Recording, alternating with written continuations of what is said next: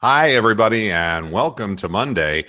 You're probably noticing, like, Mr. Moohead, your face looks positively radiant.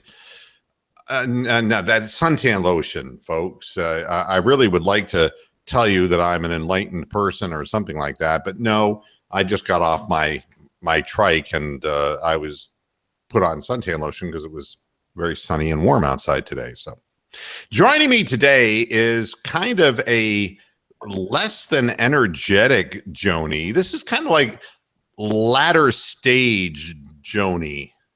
Stop calling me that. Well, at least I got you to do that much today.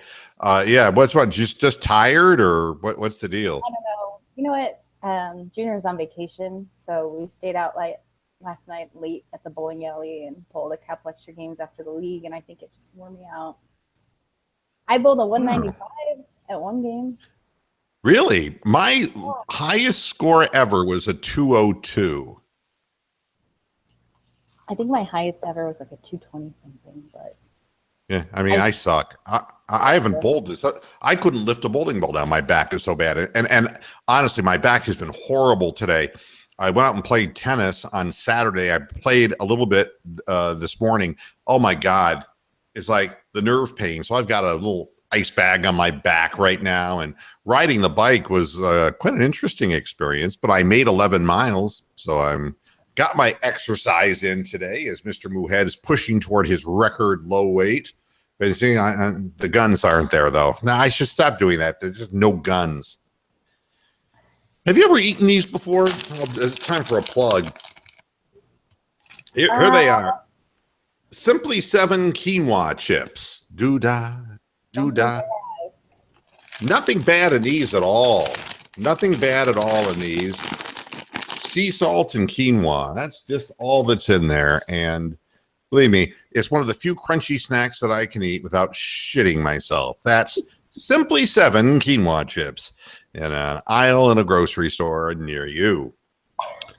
I want to start with Kyrie Irving because he went on, First Take on ESPN and basically had what would be the equivalent of, two black men having a philosophical conversation with Stephen A. Smith. I don't like either of these people, so I'm not going to be particularly polite or politically correct. But you know what I don't need? I don't need reinforcement of the me explanation. It's like if you're going to go on national television and talk about, okay, here's why I made the decision, even LeBron, when he made the decision, didn't come out and just say, well, the weather's nicer in Miami and this and that, and it's better for me. It was just like, I'm taking my talents there, and everyone just went freak out crazy, and then he was a villain. If there's no exposition that is required to explain a selfish act by a selfish person, and going on national television and saying stupid things. First of all, Stephen A. Smith would be something like,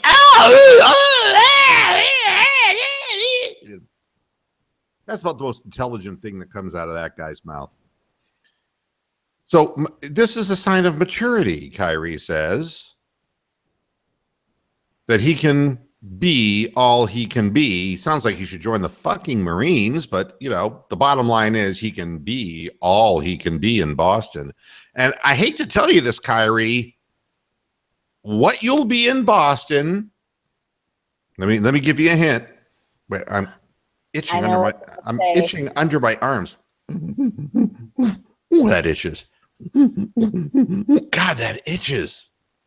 That's what you're going to be in Boston, my friend. The point guard's a nigger. Blazing Saddles. Not me. That's what you're going to be in Boston. That's all you can be. You're going to be all you can be there, Kyrie. Fans are going to come out once they don't win with you, and this is what they'll. You know how they have those masks that they wear? When Kyrie goes to the free throw line, here's the mask. Oh my gosh. There you go. That's what you're going to get in Boston.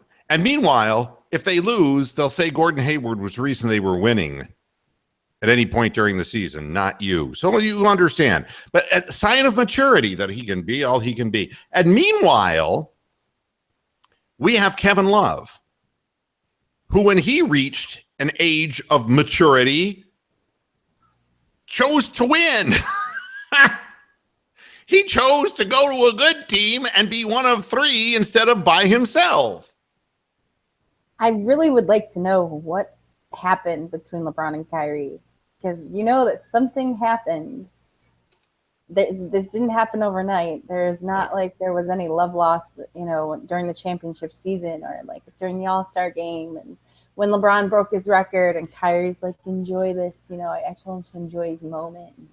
Like, it's something happened, and we'll probably never know what it is. LeBron won't come out and tell anybody because he's learned his lesson on shutting his mouth, because, you know, he saw what happened when he left Cleveland and the way that he did it. And I know that he's remorseful for his actions, and I know that he's very mature, LeBron. I think seeing him come up has been both a joy and a pleasure to watch. And with Kyrie under his wing, you think he would have learned a little bit of something, but it seems completely lost on him. I'm not sure where the selfish attitude is coming from, but everything he said was basically a shit on the city, the people, the teammates, everything, you know, that he's just absolutely miserable. You can't put a price on happiness. What the fuck do you think you're going to do in Boston that's going to make you so happy? They're going to hate you. They're going to turn on you. Well, I mean, the implication, I guess, is, oh, I'm ecstatic to be in Boston. And, you know, I've moved a lot in my life, Michelle. I mean, I grew up in Northeast Ohio. I went to grade school. I went to high school.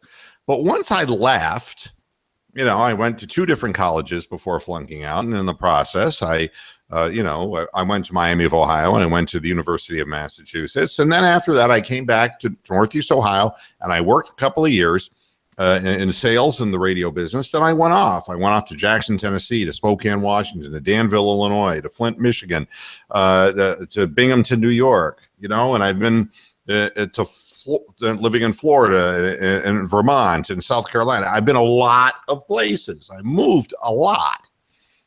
And I can honestly tell you that in all the experiences that I've had moving, the idea was not egotistically, but was professionally to move up. So I understand that you have to leave the nest at some point. I get that. But the thing about this is his way of explaining things is like completely self-immersed. And it's a 5-on-5 sport that he's playing, and he's going to a city that is hungry to win because they've been losing to LeBron. They can't get out of the East, and people will believe that his addition is going to be the thing that puts them over the top. And I remember Kyrie dancing on the table when he signed his extension, when I think he already knew LeBron was coming back. I saw the gesture of, you know, this one's for you when they won the championship. But, you know, what do I think happened? I think the same thing that happens when Donald Trump is in the White House and somebody comes in and tells him what he should do, somebody who has more experience in politics than Mr. Trump has. And I think they get fired.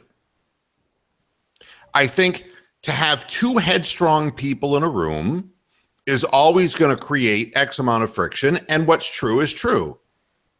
When LeBron came to Cleveland, Kyrie was the young guy who was a great young player who had to accomplish diddly-do. Except shepherding in like the worst years of the Cavaliers record-wise. I mean, playing for Byron Scott. I mean, so when LeBron came in, it was like, that was like the rope. That was the rope of salvation. You know, grab onto the rope or else you're going to fucking drown.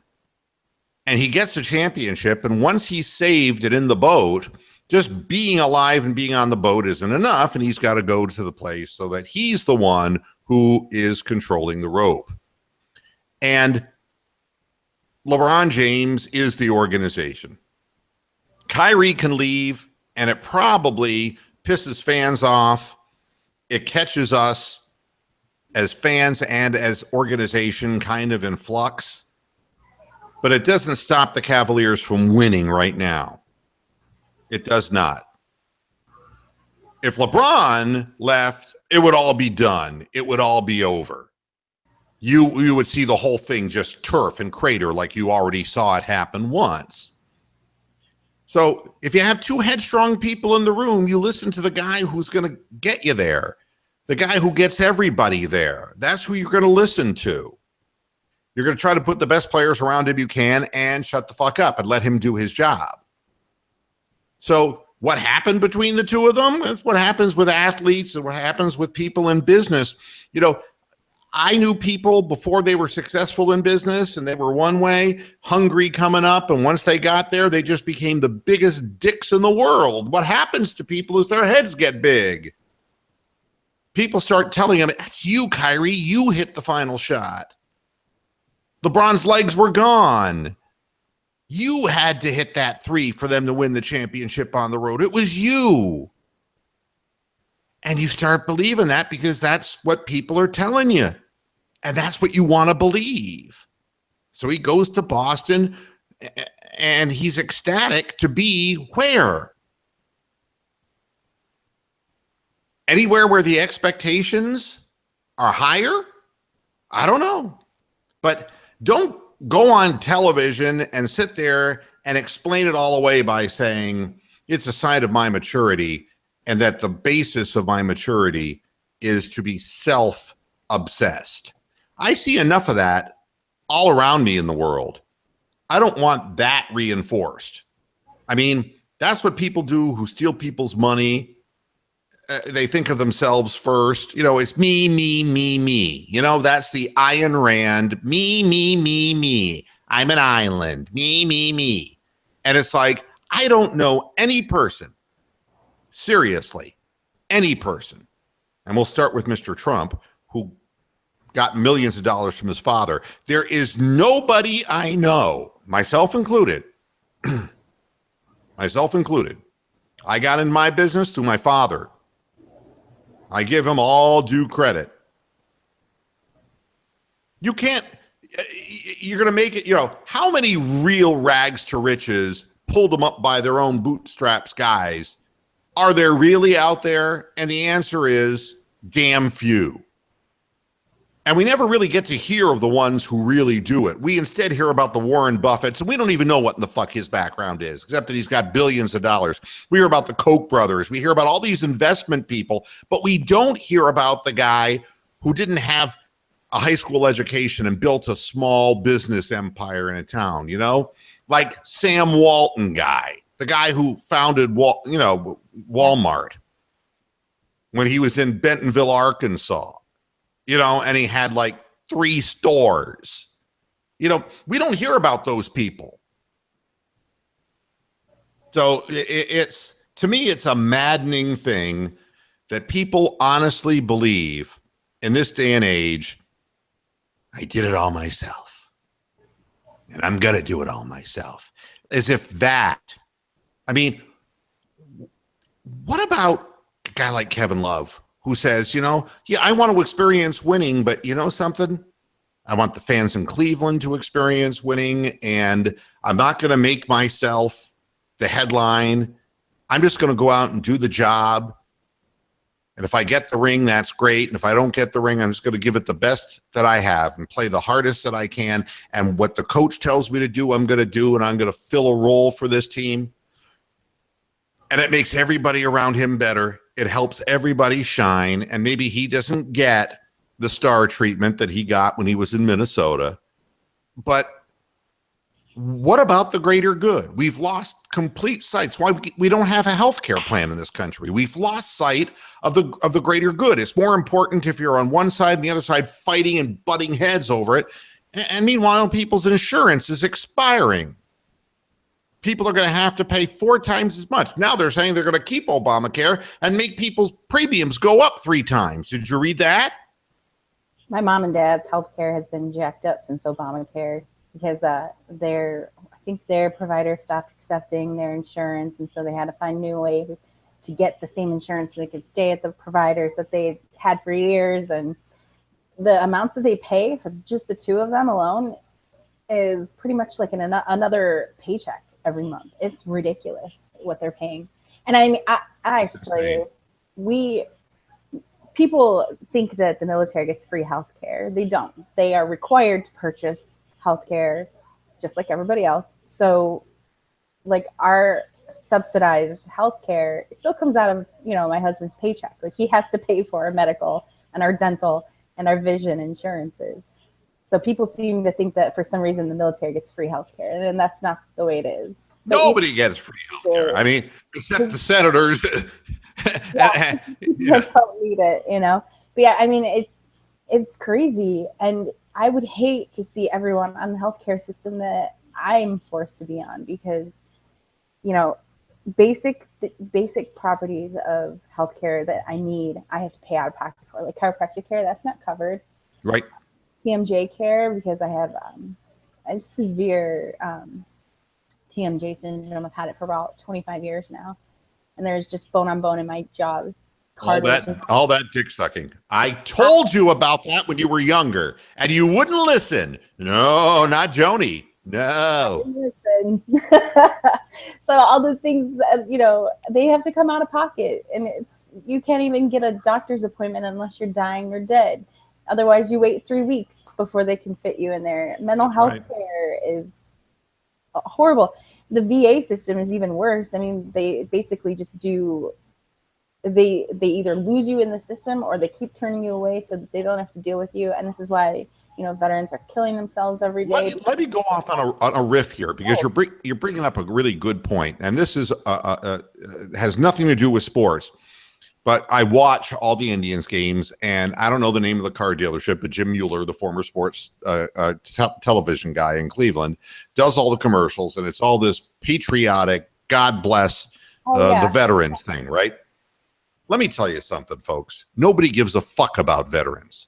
Nobody gives a flying fuck in this country about veterans. Why doesn't the goddamn car dealer give away free cars to veterans if he loves them that much? All right? And why can't we give health care to people who gave up their lives and limb for this goddamn country? Why can't we, all this fucking lip service to make ourselves look good? Oh, if I say to somebody, oh, God bless the veterans, Denny's is giving a free breakfast to veterans on Memorial Day, or on Veterans Day, and it's like, what the fuck? A free breakfast at Denny's. Thanks for serving. Guys who have served this country came home to nothing to get, your era, Vietnam veterans whose lives changed forever. They came home and they were outcast by their own country. Almost all of the older homeless people that I see out here are veterans. I mean, It breaks my heart. If I could clothe and feed and house them all, where's the government? Where is the people who are supposed to be taking care of these people? Where are they? And the answer is they're the ones who are shouting the loudest, waving the flag. That's what it is. And it makes me sick. It's all of this self-immersion, and we don't do anything for the betterment of anybody else. We do it for ourselves. And now I have to hear Kyrie on goddamn First Take with this bullshit. It's like, keep it to yourself. If this is what's best for you to give yourself a hand job, fine. I don't want to have to hear it. Honestly, I'm at a point right now, I was watching a documentary, and I like, documentaries, and sports documentaries are particularly tasty for Mr. Moohead. And this one I've already seen the one about the XFL, which was Vince McMahon's run at the NFL. This was the USFL, which was back in the, in the back when, in the 80s. And that was Herschel Walker back in the age of Cleveland losing Brian Sipe to the USFL, the New Jersey Generals. And, it was a story, and it was called who killed the USFL? And it's an interesting story because the USFL got off to a really exciting start, like a lot of these things do, and they spent a lot of money to bring, 4 years in a row, the Heisman Trophy winner went to the USFL, not to the NFL, right? They were bringing... was, right? I'm sorry? Isn't that where he was? Flutie was one of them. Yeah, it was Herschel Walker and Reggie White was there. I mean, guys who were going to become household names in the NFL, basically, they invested a lot of money in players. And they made some critical mistakes. One was expanding too quickly, which is, you're trying to keep up and get enough franchises, but they were selling franchises to people just to make $4 million a franchise. They were trying to, get money. But in this documentary, we're narrowing down and I'm realizing, we're about halfway through this damn thing. And who killed the USFL? And bingo! Who buys the New Jersey Generals? Donald fucking Trump. I can't go anywhere without seeing that cock-sucking face of his. I can't stand it. I'm tired of talking badly about him. I just want him to go away. I just don't want to have to turn on my television. And it's, you know what it would be like? It's like, I'm going to watch reruns of Quincy and Donald Trump walks in. It's like, what the fuck? I mean, can I turn on a channel without seeing him? And the way the story goes is that he bought in and he basically lobbied the league because the league was a spring league.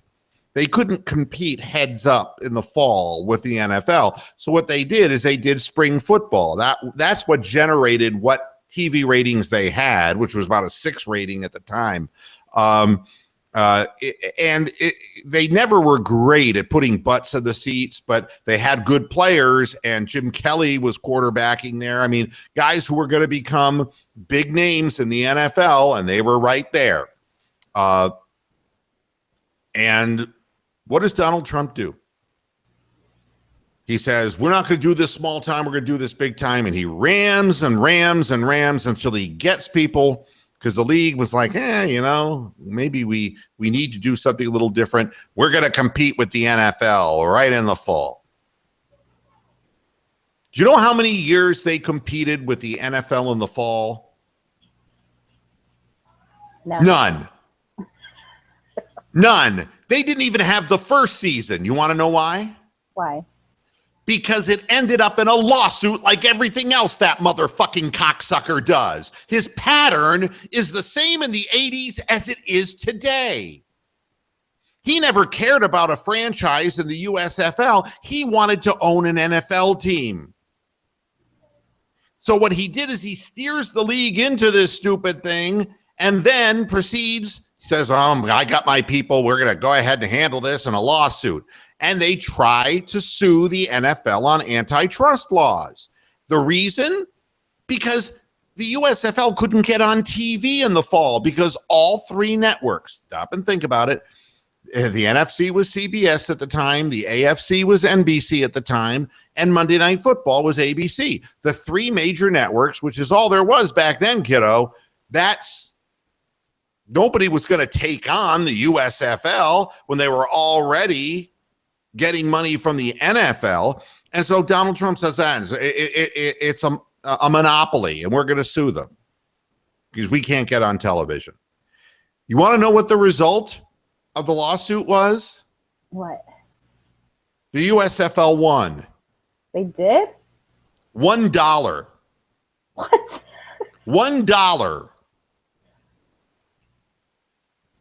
That's what they won because they had spent so much money to promote the league. Nobody felt sorry for the USFL. And the fact that they couldn't get on TV was probably something that you could have foreseen, seeing as how the 3 major networks were already televising NFL football games.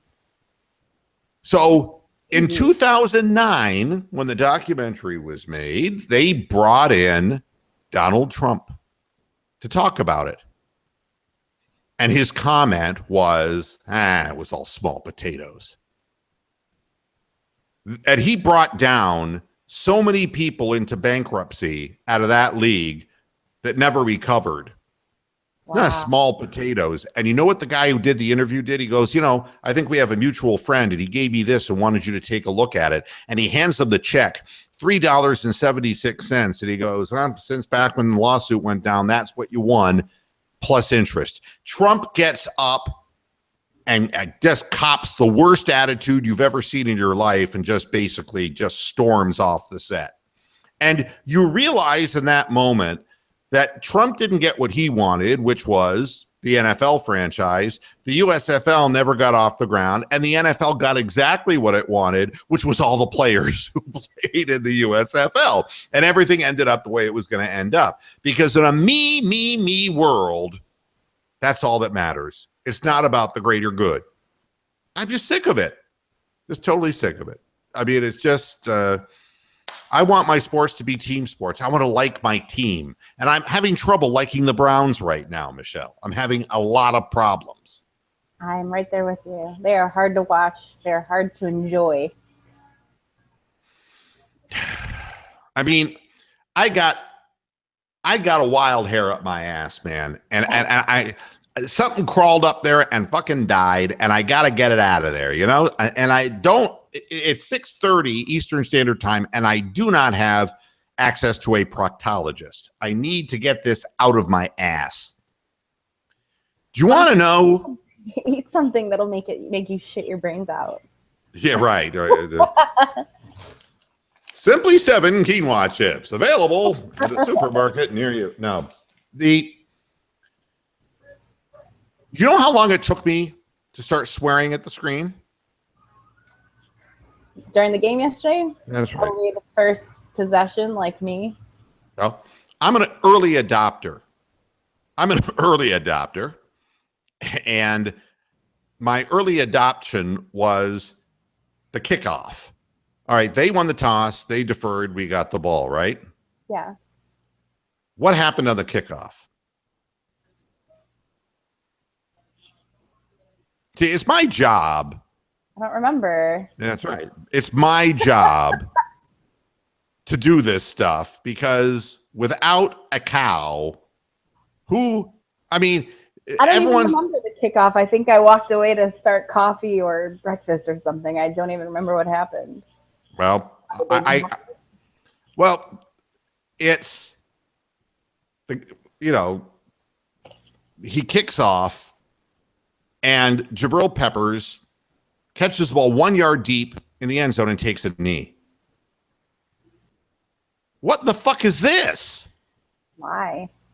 Yeah, it's like 1 yard deep in the end zone and you take a knee, and you're the young electric kick returner of the Cleveland Browns, who we drafted high, and we were told that you were like the next Eric Metcalf, that you were the next Joshua Cribbs, that you could go take it to the house and you're going to be a big play guy for us. And so far he stands 25 yards behind the line of scrimmage and like he's in no man's land, and he fair catches kickoffs that are returnable. This is what I've seen of Jabril Peppers so far. So I'm thinking, I'm swearing at the screen immediately. And I turned to my wife and I said, this reeks of Hugh Jackson. It's probably, I was going to say, do you think he told him to do that? Well, do you think that it was, I don't care, just take a knee? Now, you've played Pittsburgh tough, right? The first week, and you did not embarrass yourselves, right? Okay. I mean, so you're coming into Baltimore, and you're coming into a tough place to play. You've got a defensive coordinator who claims to be, unrepentant about, handing out bounties to injure people, and you're going to be aggressive, and you're going to blitz, and you're going to do this, and you're going to do that. Here is the first line of this story. Jabril Peppers had strict orders during kickoffs on Sunday to play it safe. That makes sense. They have a great kickoff unit. Tucker, one of the best in the game. He has great hang time on it. I disobeyed it one time, Pepper said, And I only got to the 17-yard line, costing the Browns 8 yards. So let me tell you what happens. The first thing that we do is we take a knee, all right, which establishes exactly how aggressive we're going to be for the rest of the football game, right? You're not even going to try to make a play when you get the ball in your hands. And, of course, the first thing that happens is you go back and you lose 10 yards because of penalty, and you're back on the 15-yard line anyway. Except now you're on your heels because quarterback's been sacked. And it's second down and long already, and now you're fucked. So right off the bat, Hugh Jackson, all this talk about, oh, we love to go downfield, we love to be wide open, we love it, nothing.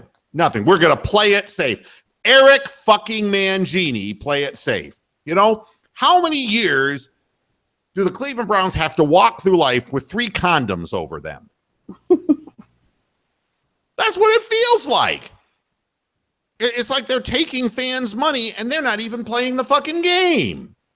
Yeah, you can't call what they did playing it safe. On top of the unnecessary penalties, so many push-offs that they didn't need to be doing, between the dropped passes or the fumble, the one that popped right over into Weddle's hand. I mean, well, let me ask you something. Like disconnected, like they look like they aren't even out there, like they're not even all together. Like now, Jabril Peppers was not told in an isolated fashion, just play it safe. They all heard that. Yeah. They didn't call him into the office and say, "Hey, Jabril, just play it safe. Shh, keep it on the QT." You know, it wasn't like that. The whole team knew that. Why do you think a guy like Kenny Britt isn't even running his patterns and isn't even working hard, not even trying? Did you see the ISO camera on him a couple times? Yeah, he and Coates both looked like they just about being out on the field. Better off masturbating, really, seriously. If they were just jerking off, they would have gotten more accomplished. Because we would not have gotten pleasure, but at least they would have. But neither of us did, watching the two of them play. It's pathetic. I mean, and who wants to watch a grown man collect $32 million trotting and avoiding contact, or dropping passes, or just not even fighting to get off the line of scrimmage? But the whole thing is set. The whole, what's the word I'm looking for? Temperament is set. Yeah. By taking a knee 1 yard deep in the end zone. It didn't happen once. It happened several times. Because you're afraid. You're fearful of bad field position. You're fearful. What are you playing this game for if you're fearful? What is the point? And all this bullshit about we're in attack mode, it's all a bunch of horse shit. Did you see attack mode? I'm seeing Jabril Peppers 25 yards behind the line of scrimmage. I'm not seeing any blitzes. I'm seeing them trying to force teams to throw the ball underneath. The coaching staff knows they got lousy fucking players, and the front office keeps giving them lousy fucking players. And so now, not even a maniac like Greg Williams, he's turned into Ray Horton right before our very eyes. He's turned into the bend and not break guy. Are you kidding me? Are you fucking kidding me? Greg Williams saying, well, week 1 against Pittsburgh, you know, we're going to be smiling if Ben is throwing underneath, you know, because we're not going to let him throw deep. We're going to line up our guys 25 yards down the field. Could you believe that's the same guy? What he's saying is we have no faith in the fact that our defensive backs would not allow Steelers to get behind them. They're slow. They lack skill, but we got rid of Joe Hayden, but we have nobody who can defend a deep pass. So what we're going to do is we're just going to play soft and give big cushions. We're going to lose to Indianapolis too, because it doesn't matter in the NFL if you play cushions like that. Even an idiot quarterback who has no business being in the league like Tolson will beat you. Browns are going to go 0-16 with this philosophy. You can't win because even if you bend and don't break, we can't score. We got no receivers. The front office has brought in the worst collection of players year after year after year. I mean, what does it tell you? I mean, stop. And I remember last year I was yelling about this, and you'll remember this too. And I was saying, what is this man love for Ricardo Lewis, who can't catch a ball and had dropped so many passes at Auburn, and he still can't catch the ball? It's like Greg Little relived. And Rashard Higgins, the guy who has the good hands, who is a great receiver at Colorado State, he can't make the team because he's not fast enough. So they sit him down and they allow $32 million lazy boy Kenny Britt to play, Ricardo I can't catch the ball Lewis to play. And then finally, in the beginning of the week, they promote Rashard Higgins, and he ends up having the best day of the receivers. 7 passes received, 95 yards. Okay? And what does Hugh Jackson say? We needed him. Yeah, you know, you didn't need him before when you made the rotten decision of which receivers you were going to keep. You exposed him to go anywhere in the league that he could go. And this shit happens over and over again. We keep the wrong people. The one guy who played, and I forget his name now, and that actually caught passes in the preseason, he got cut. And meanwhile, Ricardo Lewis can't catch the football. And every game he drops passes. And the other guys can't even get off the line of scrimmage. Cason Williams has to play. Okay? Plain and simple. I remember going through this in the early 90s, back in the early Bill Belichick period. Forgive me for saying his name. I wish he were dead of cancer. Bernie Kosar, at that point in his career, was basically like that biblical story of the pillar of salt. I mean, poor Bernie couldn't move. He never moved very well, but you could imagine Big Burr with amyotrophic lateral sclerosis. That was Bernie Kosar basically at the end of his career. He couldn't move. So what did they do? They gave him a bunch of shitty wide receivers. And they had a guy on the practice squad named Keenan McCardell. I remember Keenan. Keenan McCardell, Bernie Kosar went on the record and said, the guy with the best hands in this whole organization is Keenan McCardell, and he's down on the practice squad. He should be playing.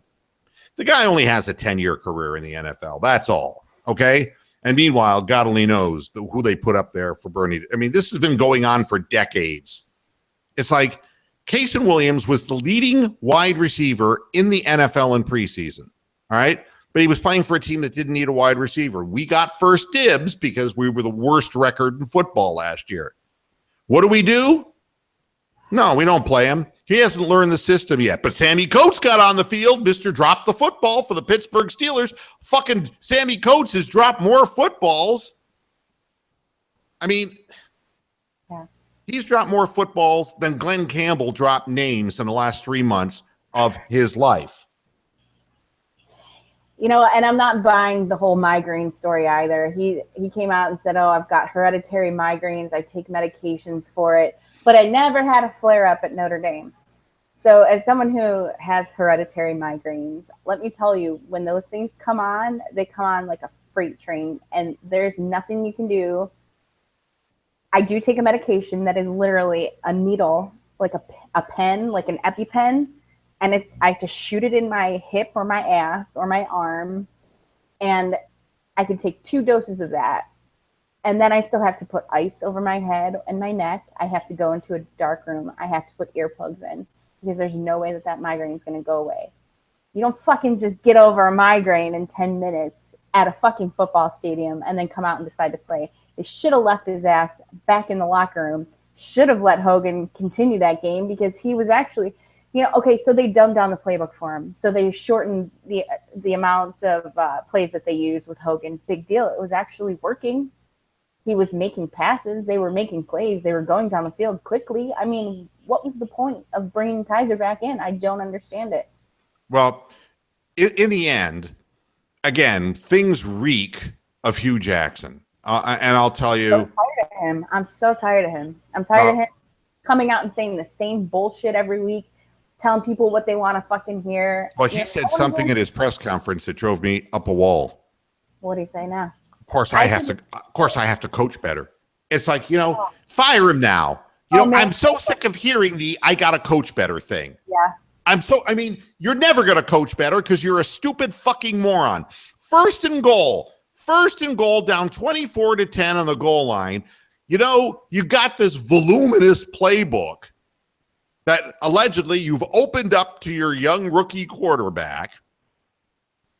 And what do you do on first down? You snap the ball to him, and the play that comes through the headset is, you're going to take the snap, you're going to look to your left, look to your right, and see if there's a hole and run a quarterback sneak. That's what fucking Avon Lake High School does in Northeast Ohio. Jesus Christ, that's what high school teams do. You're the quarterback keeper. Yeah. And meanwhile, Kessler, of course, is not even on the roster, the game day roster, because they only carry 2 quarterbacks. And go ahead, Deshaun, go ahead and find a hole and run into somebody. And, of course, he loses 3 yards. Now, you're not trying to win. You might as well why didn't he just take a knee and kick the field goal? I don't understand. We're taking a knee all over the field. We're not playing aggressively or trying to win. It's Hugh Jackson. And the guy looks like Magilla Gorilla. That's the worst fucking part of it. Except if you put the little top hat on him, he'd look like Magilla Gorilla. He's a fucking moron. He looks like he doesn't have a fucking clue. He doesn't. I never thought a black man could look like Pat Shurmur. I was wrong. Oh, Pat Shurmur. I got to coach better. I'm so tired of it. Yeah. I think everybody is. 600 people watched the post-game show from week 1. 170 is what we got this last time. The fans have already quit. The damn game. Yeah, it's frustrating just to watch the fucking Browns. What kind of a bandwagon is this to be on? It's like, okay, bitch slap me now. Thank you, sir. May I have another? What is the point? I feel ripped off buying the Sunday ticket. Imagine how the fans feel who go to the stadium and have to pay the inflated price. They fucking pay me to watch this shit. I've seen that. Unreal. I'm watching these, I can't believe I paid money for Sunday tickets to sit here and watch this garbage every fucking week. Yeah, and Tony, meanwhile, is by himself on the YouTube page shouting pro-Trumpisms. But which is fine because he appeals to the uneducated fat American. However, I know I didn't have to view any tape, Tony, on this game. I didn't have to, unless I wanted to have a fucking stroke. No. Did you? I don't know about you, but I checked out probably 2 or 3 times watching it. I was like, I have to walk away from this. I have to go do something else for 2 minutes because I can't physically watch it. It irritates me to my core. Well, I think it does all of us. We're all hypersensitive now because the idiocy just never stops. It never stops. And it's the wrong players on the field. It's the wrong strategies. And then we'll talk about Deshaun Kaiser and his migraine. Do I buy the migraine story? Well, no. I think that Hugh took him out of the game. I think that he was pressing and Hugh took him out of the game. And really, the truth of this is what we've heard before from Cleveland Browns coaches, because it doesn't matter if they're white or they're black or they have college credentials or pro credentials. Girlfriend in a coma, I know. It's serious. When you're a kumquat, you're a kumquat. When you're a dumb fuck, you're a dumb fuck. You know what they do? They say, we thought that maybe Kevin Hogan could give us a spark. How many times have I heard that? Second game of the season, we need a spark. Because you know what the team realizes now? They're not any good. They realize that they got their ass pushed around and they're not very good. And that they can't move the football. They're not going to score points. The defense found out that they're going to be exhausted again at the end of every game because we're going to turn the ball over 4 or 5 times. And by the end of the game, they're going to give up huge rushing yards in big gulps because they're exhausted. It's the same thing that we've seen for years. I think we need a spark. Kevin fucking Hogan.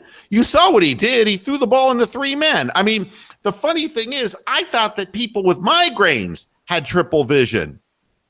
I can only imagine that maybe Hogan was the one with the migraine and he thought he was throwing into 9 Baltimore Ravens. That pass wasn't even close to, he sucks. The guy is no good. But, if Kessler did that, McGilla Gorilla would be all over his ass. Okay? You got to throw that ball away. But nothing when if his guy does it, it's okay. But if Cody Kessler does it, you rape my sister. It's like that. And then you have Deshaun Kaiser. If you are standing on the 10 or 12 yard line and you have a clean pocket and you step up to throw the ball to Rashard Higgins in the end zone and the ball is 4 yards behind the receiver and gets intercepted, I'm going to make a big, bold prediction. You're never going to make it in the NFL. The same thing happens to pitchers who wind up and can't find the strike zone.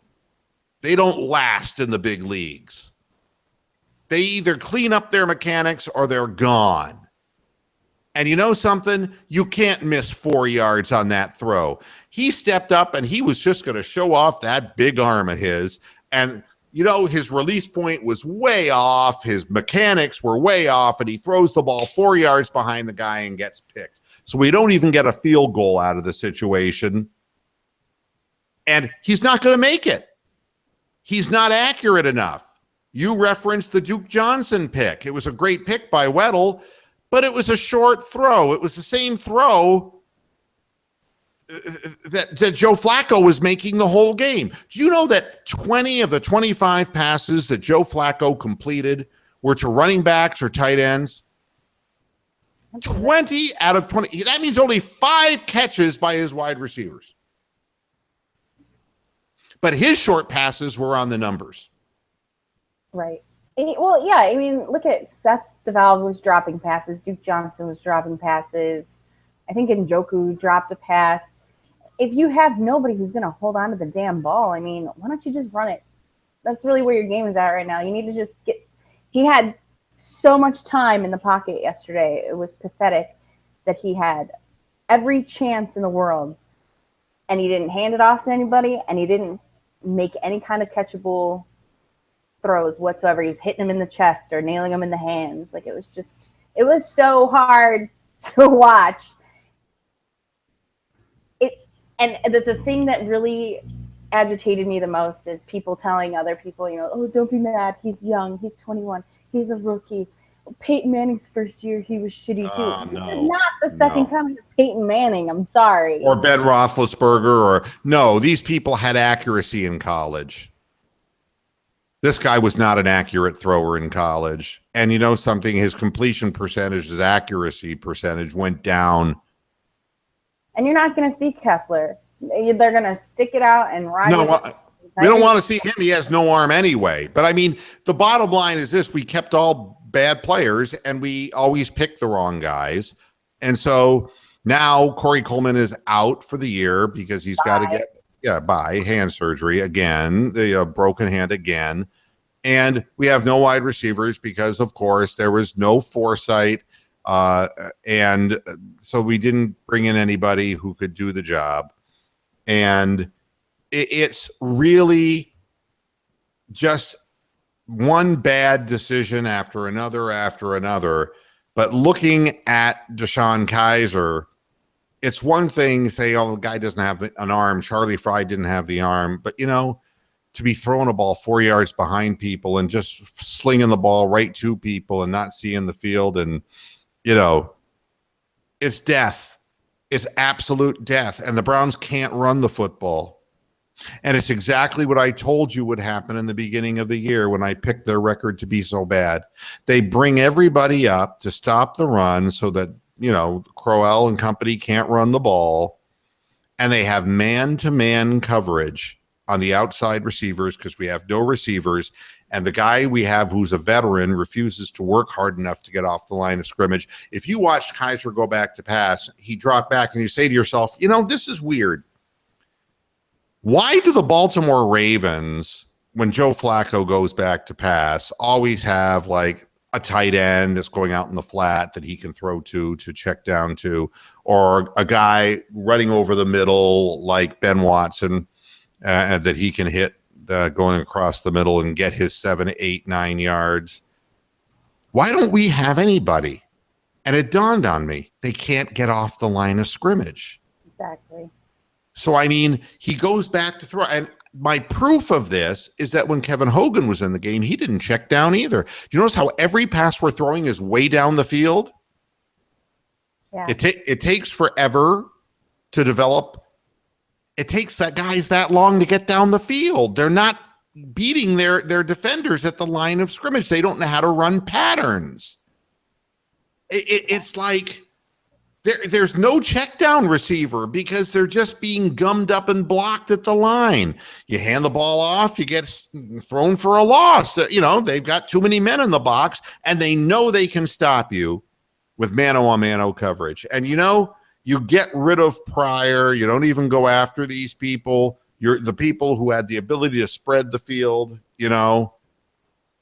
In a sport where people die at 57, you act like you care about Josh Gordon's life when you should just be concerned about getting him reinstated and getting him on the field, because realistically, you got nobody who can stretch the field and get off the line of scrimmage. And you got to fight to do it. This is not like quick feet. This is strength, desire, want to. They don't have it. No. Doesn't matter who's quarterbacking. Carr looked like a genius yesterday. He had him figured out from the get-go. I mean, you could tell that he gave up after several plays. You could see that it was just gone from Britt. Going through the motions. Really, It's like, I'm not going to get hurt. I'm not going to get hurt. Yeah, exactly. I'll collect my paycheck. And we've seen it year after year. The liquid, you know. It's funny that LeBron James gets accused of it, but that's all the Browns do year in, year out. And the thing that's amazing is it takes one game.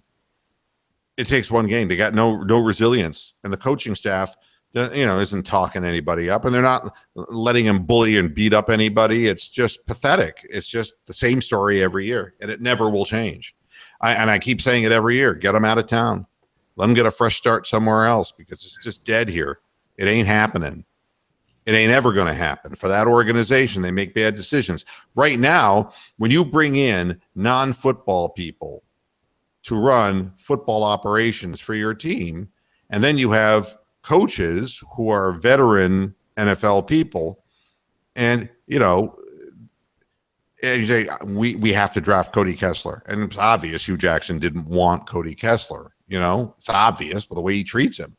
Yeah. But I mean, how many more of these decisions were being made by Sashi Brown? I mean, how many decisions are being made by people who have no fucking experience in making these types of decisions? It's just the wrong people.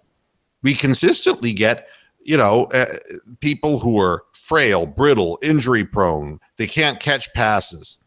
I mean, it's over and over the same thing. The wide receivers we draft never last in the league because they can't even catch the ball. They're fast.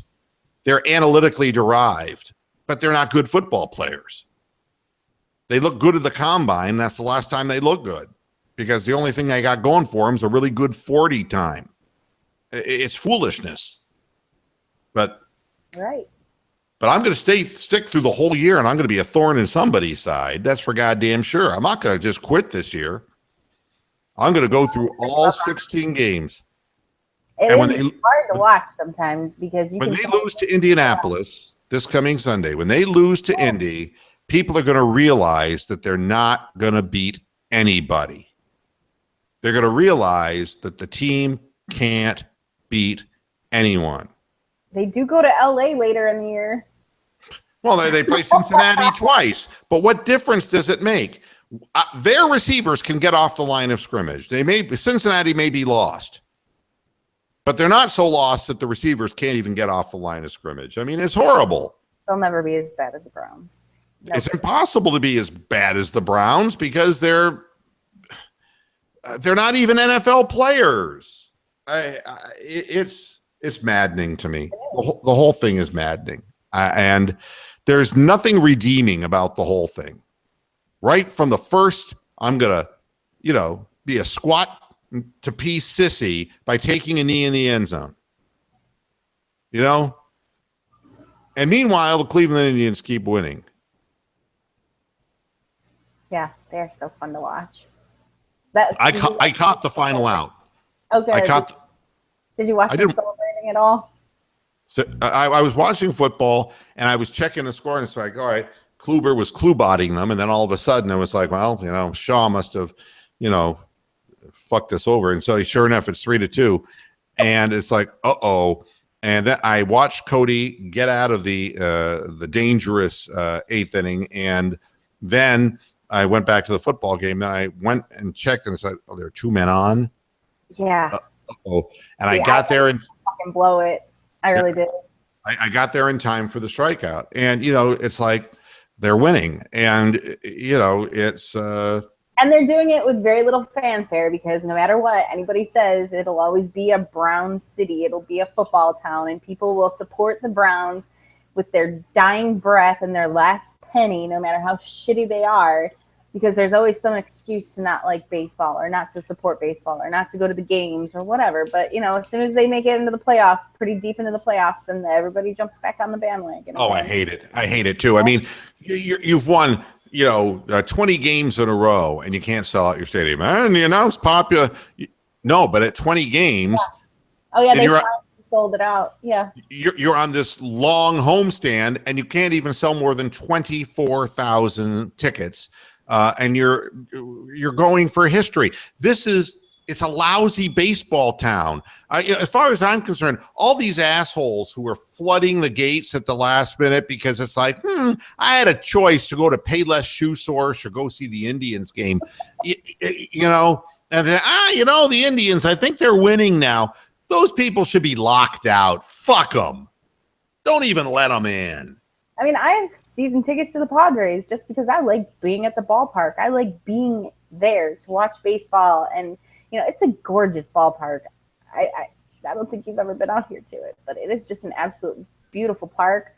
It's easy to get to. You hop on the trolley, get right downtown. Trolley lets you out right outside the ballpark. You don't have to drive. You don't have to worry about traffic. You don't have to worry about sitting in a parking garage. Like all the excuses that they have not to go to a game or they don't exist for me. I take Junior all the time just because I enjoy being at the ballpark. I enjoy being at baseball games. And I can't even imagine having the ability to go and watch a winning team every night of the week and refusing to because you've got too many excuses. And it's not like it's expensive. You can buy a $13 bleacher ticket. You can buy a $40 box seat if you feel like sitting somewhere nice. I mean, it's not that big of a deal. You can't just come up with all these reasons not to support your team, but then you're in there in October complaining that you can't get World Series tickets, or you're buying your merchandise, making sure everybody knows that you're on the wagon. It's kind of frustrating for people who like us. Sure as hell is. They're not fans. Every game, 162 games, every single game I'm there. That's the only reason I have DirecTV is because I want to make sure that I watch the Indians. Fucking yeah, I'll watch the Browns, and I have to watch the Browns because they're my Browns. But I need to be able to watch my Indians every night. I love the fact that I get to watch them at 4:00 in the afternoon too. It's pretty nice being able to watch baseball at 4:00, and then by 7:00 the game is over. It's kind of enjoyable. I'm not gonna lie. One more story before we get out of here. Okay. LeBron James is hosting his Cavaliers teammates at the University of California, Santa Barbara. Yes. He's doing workouts there. Yeah. And Isaiah Thomas. Yes. Is expected to miss the start of the season with a hip injury, will attend the workouts. Now, it's interesting because there's going to be a bunch of videos released because LeBron was working out with K-Love at UCLA, right? Which is, of course, K-Love's alma mater. Right. Why UC Santa Barbara? Because it's in an island. It's off in an island and nobody can get to it. No. I dug deeper for a story here. And it turns out that the gymnasium at the University of California, Santa Barbara has an entire architectural structure for handicapped people so that Isaiah Thomas will be able to attend. Stop it. You are out of control. So, like the rascal chair, he'll have access. He'll have access to all like points. Yeah, they have ramps instead of stairs. Stupid. It's awesome. So if you see UC Santa Barbara, you're like, well, I am a hell there. I mean, it's like, you know why. You are so crazy. No, it takes a while to think this shit up, so leave me alone.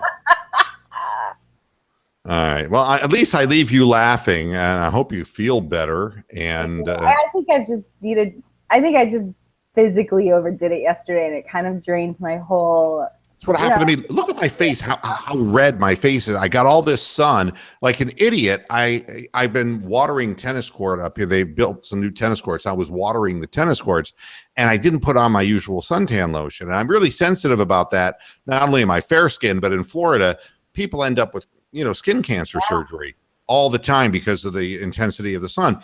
And I just didn't put it on because I figured I wasn't going to be out there that long. I ended up longer out there than I thought. And man, my face turned beet red. And I started feeling really weak and tired and sapped. And it's like, shit, I better start dousing myself with suntan lotion when I go out, because it's not that it's that hot, but the UV concentration is pretty serious. And up on a mountain, you're a little closer, So it's a scalp too. I always put sunscreen in Junior's scalp because a lot of the skin cancer that I have seen is scalp, like back of the neck and the top of the head from hair, like just kind of not covering you completely enough. And it's not like I'm saying you have thinner hair or anything, but there's spots where the sun beats down. And if you're out there consistently enough, it can affect your scalp. I've seen skin cancer in the scalp. So make sure you get those power alleys too. And General Dog is in the chat room. It'll be Jacoby Brissett on Sunday, Moo. It's like, okay, thank you, General Dog. That's the nameless quarterback who's going to beat us on Sunday. Thank you. We'll make him a legend. We'll make him a complete NFL legend. And he says, front office and Hugh not getting along. Remember Hugh picking Hawkins over Gabriel? I sure do.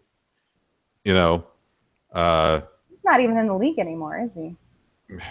He retired, I think. Yeah. I mean, yeah, he quit because he's old and washed up. And then he agrees Keenan McCardell did have the best hands of the Browns in the 90s. I love that.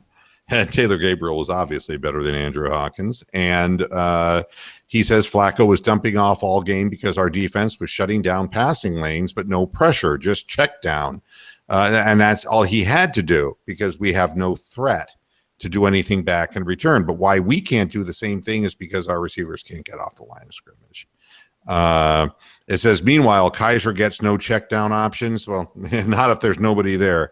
You look at the middle of the field and there's a big void within the first 6 yards of the line of scrimmage. There isn't anybody running a quick slant because they can't get off the line of scrimmage. So in the Pro Football Pick'em League, Mr. Moohead is behind. Second coming of Dwayne Bowe in first place. A bunch of people, including T-Swain 52, Mogambi, Arbus, Major, Ms. Michelle's Bay, Jenna. Oh, those are the 22s. Jenna Fear, Blank 964, Drumpy Mum, and Pure Rage has moved up with 21. ND Bison, North Dakota fan, 21. Rotten Hell Art Model, I agree with you. He's at 21. Gmo and Sundance at 21. BB Brown's at 21. Big Lurker UK at 21.